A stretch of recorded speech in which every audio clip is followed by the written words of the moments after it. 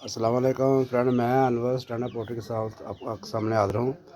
ये देखें, मेरे ये पट्ठे हैं, इंशाल्लाह बहुत तंदुरुस्त हैं, बहुत अच्छी नशोनुमा हुई है।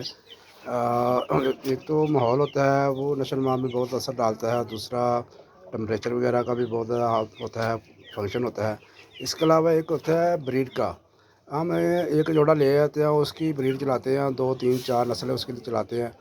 उससे क्या होता है कि उनकी कुफ्ते मदाफ़त जो है ना, वो कमज़ोर हो जाती है। जैसे वो डॉक्टर वो बोलते हैं ना कि इंसानों की कदर मैरिज नहीं होनी चाहिए, इसकी वजह से बीमारियां ज़हनी और जिस्मानी तौर पे बच्चे मजबूर पैदा होते हैं। इसी तरह इनमें अगर आप एक ही जोड़े से सारी नस्ल तैयार करेंगे तो वो ऐसे होगा कि फिर उनकी कुफ्ते मदाफ़त कम होगी और बीमार ज़्यादा होने के चांस हो गए। और कोशिश करें कि अपने दोस्त वगैरह अहबाब से कोई जोड़ा लेकर उसकी क्रॉसिंग करा लिया करें। वो मुर्गी ले आए, कोई मुर्गा ले आए, इस तरह वो साथ क्रॉस करा के इस तरह ब्लड चेंज होएगा और बीमारियों से आप महफूज रहें। अच्छा सर, अल्लाह हाफ़िज़।